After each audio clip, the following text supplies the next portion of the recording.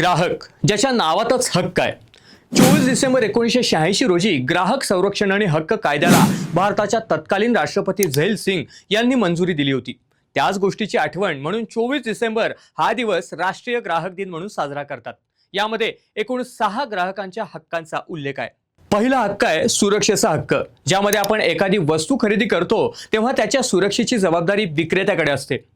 असुरक्षितता जाणवल्यास त्या संदर्भातली तक्रार ग्राहक उत्पादकाकडे करू शकतो. माहिती मिळवण्याचा हक्क, यामध्ये विकत घेत असलेल्या वस्तूंची पूर्ण माहिती मिळवण्याचा हक्क ग्राहकाला असतो. त्याची गुणवत्ता, एक्सपायरी डेट, शुद्धता याबद्दल उत्पादकांनी माहिती देणं अत्यंत आवश्यक आहे. निवड करण्याचा हक्क, यामध्ये वस्तू निवड करण्याचा पूर्णपणे हक्क ग्राहकाला आहे.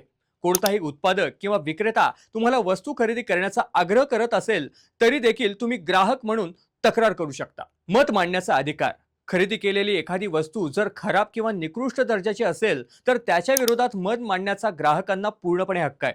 शिवाय कोणत्याही फसवणुकीच्या प्रकाराविरोधात ग्राहक जरूर तक्रार करू शकतात. तक्रार आणि निवारण करण्याचा हक्क, ग्राहकांची फसवणूक होत असेल आणि त्याबद्दल ग्राहक तक्रार करत असेल तर कायद्याप्रमाणे त्याची तक्रार ग्राहक मंचाला घ्यावीच लागते.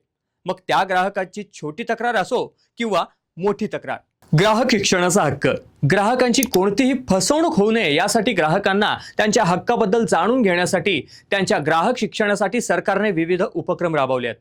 या ग्राहक शिक्षणाचा आणि तो मिळवण्याचा प्रत्येक ग्राहकाला हक्क आहे. ही माहिती आवडल्यास व्हिडिओला लाईक करा आणि हो, कमेंट करून सांगायला अजिबात विसरू नका.